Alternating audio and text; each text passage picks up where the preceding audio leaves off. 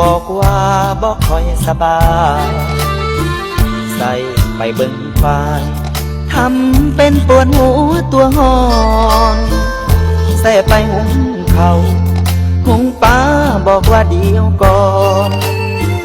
ได้สาดกับมอนนอนไขว่ห้างดูทีวีบัดไปเที่ยวงาน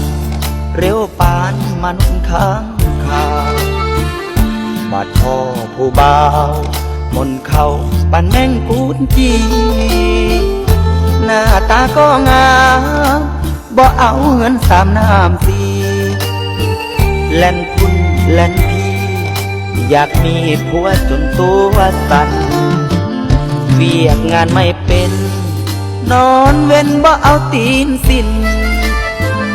หาแต่แนวกินปิดเปิดตู้เย็นทั้งวัน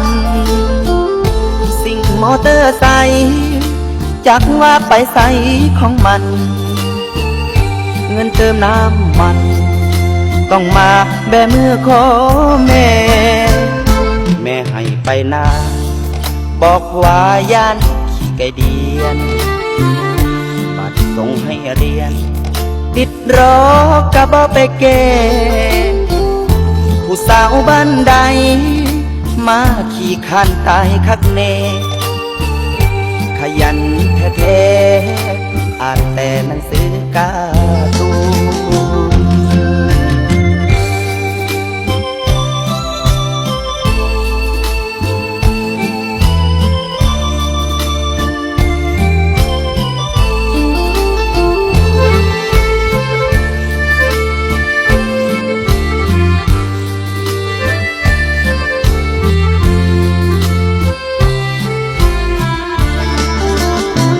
เรียกงานไม่เป็นนอนเว้นบ่เอาตีนสิ้นหาแต่แนวกินปิดเปิดตู้เย็นทั้งวันสิ่งมอเตอร์ไซค์จักว่าไปใส่ของมันเงินเติมน้ำมัน